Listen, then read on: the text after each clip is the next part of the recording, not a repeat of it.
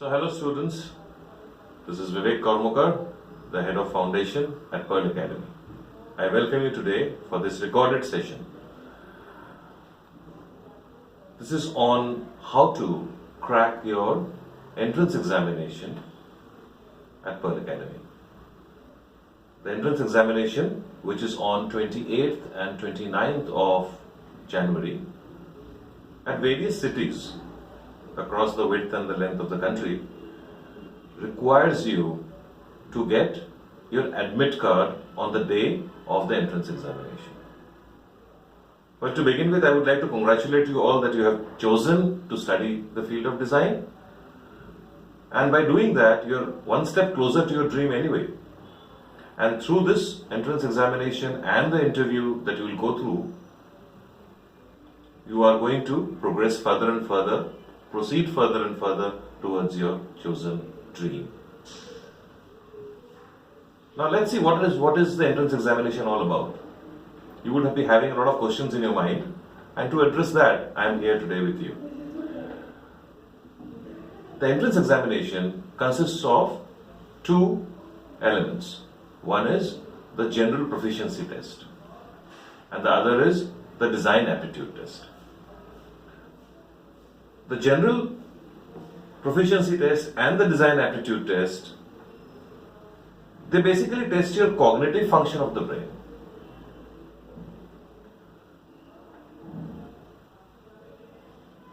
When I say cognitive function of the brain, let me just define how the brain works. The brain has the left side and the right side, all of you are aware of.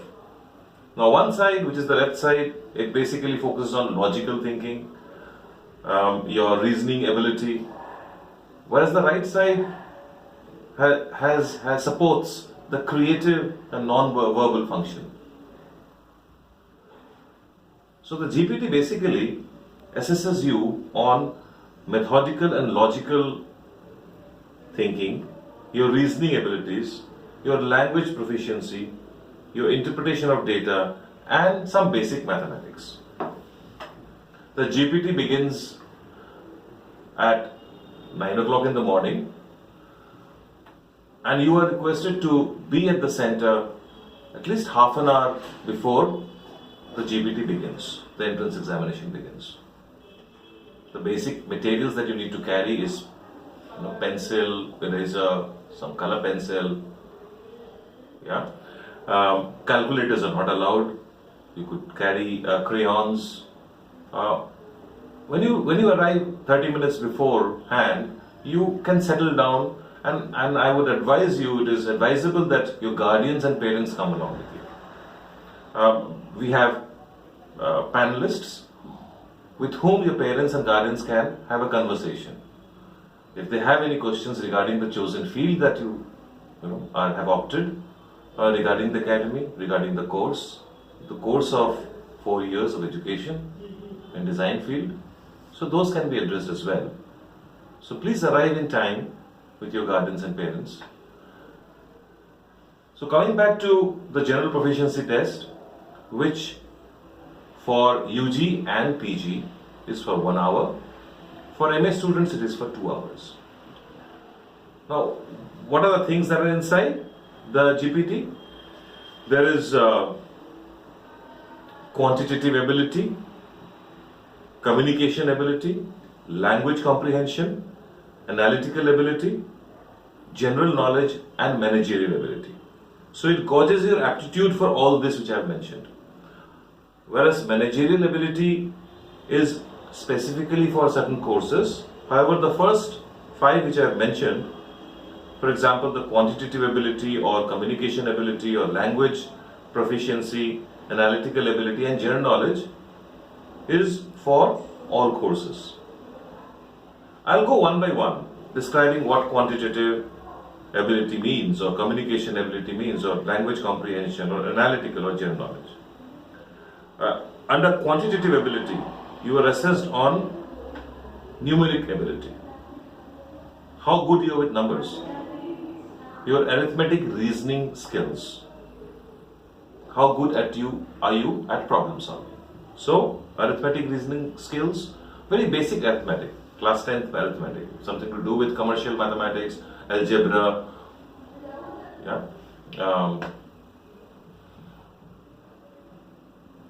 LCF, LCM, those kind of things, HCF, LCM, and basic 10th mathematics.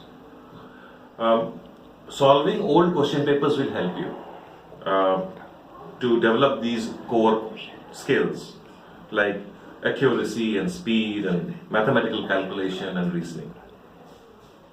Let's go to the next one, which is communication ability, which tests your English language proficiency, and that is all about how good you are with your vocabulary, how good you are in simple things like 10th standard English, singular, plural, understanding of idioms and phrases, your understanding of antonyms and synonyms. Very simple, basic communication ability tests are there.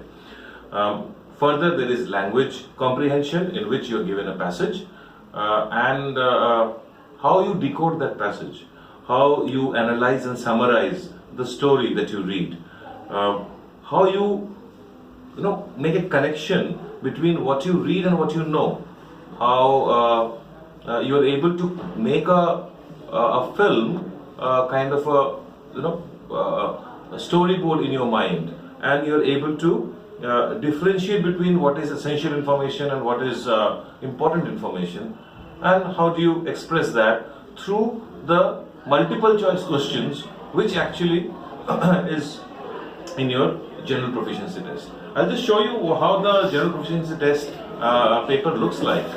Yeah. Further going on is analytical ability, which tests your capability to draw inference and visualize, conceptualize, logically solve complex problems. These also tests whether you can make decisions based on the information that is provided to you on the paper.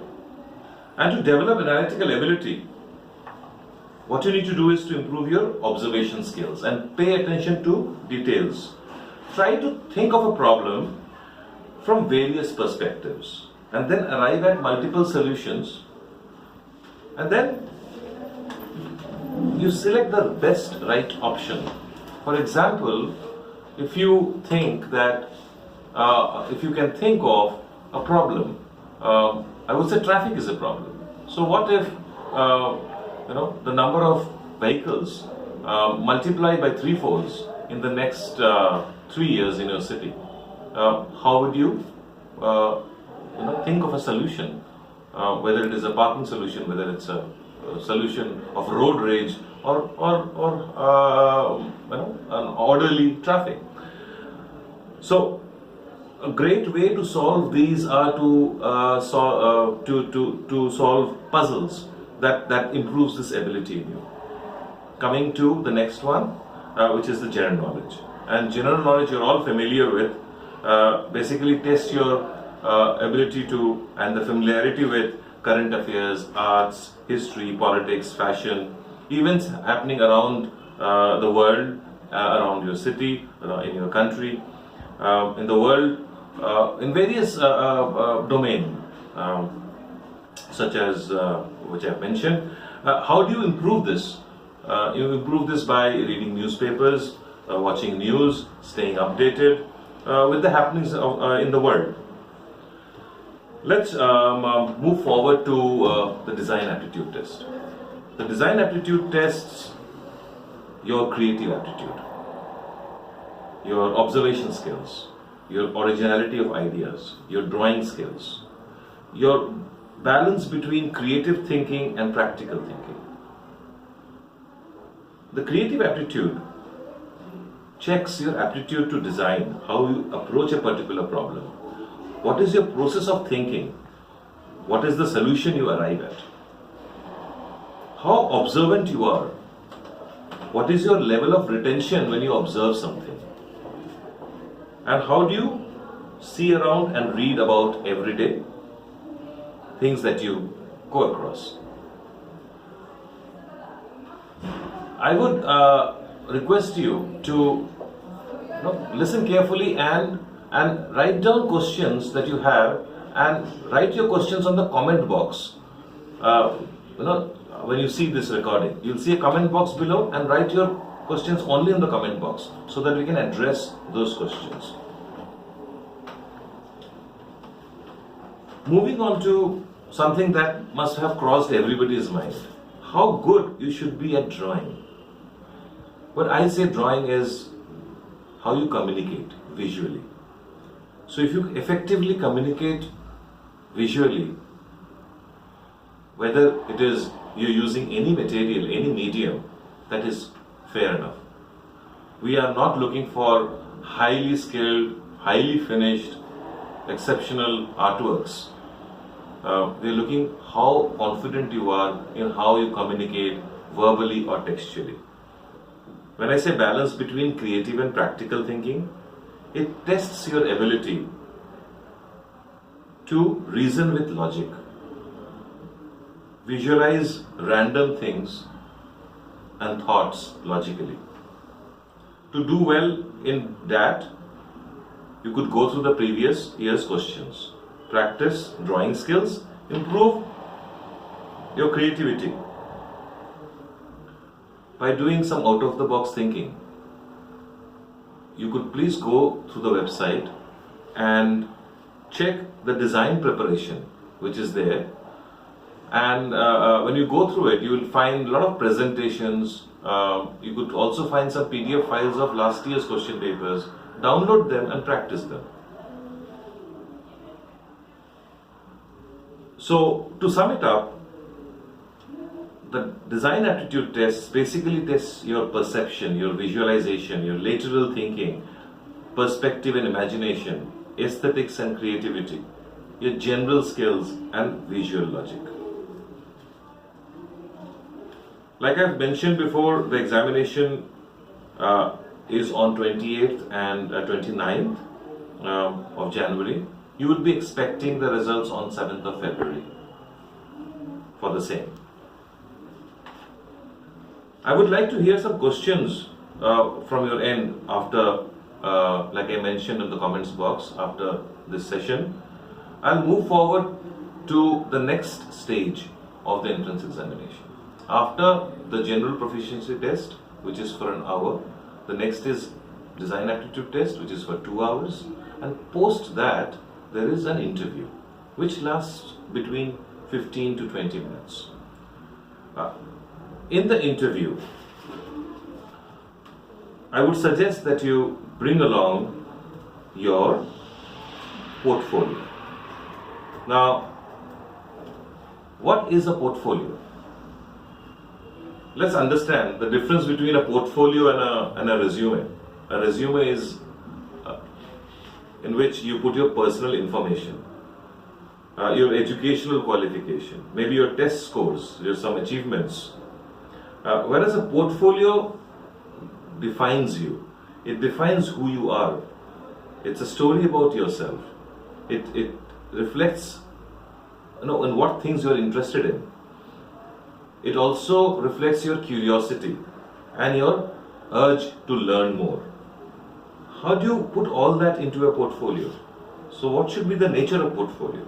It's a very important thing. For making a portfolio, you should only think about 3 things. One is, what is the purpose of the portfolio? What is the kind of type of portfolio? And what should be the content in the portfolio? There are 2 kinds of portfolio. One is a designer's portfolio and one is the writer's portfolio. Now, those who are going to come into the field of design, for them, designer's portfolio can be of 3 kinds. I would suggest that you bring the first type which I'll mention, which is the hard copy, which is made up of paper. So you create a portfolio, and probably it's a collection of a lot of things that you've done over past 2 years or 1 year or 6 months or a few months back. And then you assimilate all that and bring and share your story, your interest in the field that you've chosen, in the course that you've chosen. Those who are from communication background, media communication, say fashion media communication, They could have writer's portfolio, which contains several writings. If you're interested in writing a poem, or if you're interested in writing stories, you could bring in those as well in your portfolio. Portfolio can be a mixture of both visual and text, as it exhibits your skill and knowledge. It exhibits also,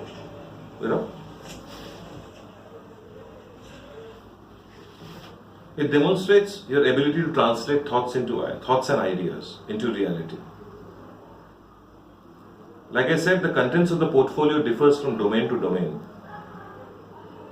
You could also showcase your creativity and accomplishments in your portfolio. I'll just give you a small example, differentiation between a good portfolio and an average portfolio. A good portfolio expresses your thoughts in a very crisp manner, your creativity, it demonstrates your idea, reflects your perception. Take advice from your peers, friends, professionals around you. Take feedback when you show your portfolio around. Be bold enough to get some comments from them. Keep your portfolio updated. It's an important thing that your portfolio has a structure. It could have a common theme, it could have a consistent theme. There could be some chain of thoughts, how you have evolved over a period of time. How you have kept yourself connected through the portfolio, expressing your development over a period of time. An average portfolio doesn't have this structure. It actually also doesn't showcase your entire range of skills. So whatever the range of skills you have, whether it is drawing or whether it is even more than that, maybe you are, like I said, if you do poetry, if you write stories, if you do photography, just showcase that. And when you put them, maybe you can also put your thoughts down so that there is a link between what you are doing and how you're expressing. That makes a lot of difference. So an average portfolio doesn't bring your creativity and perception and expression out. It doesn't bring out that. Whereas a good portfolio is able to do that.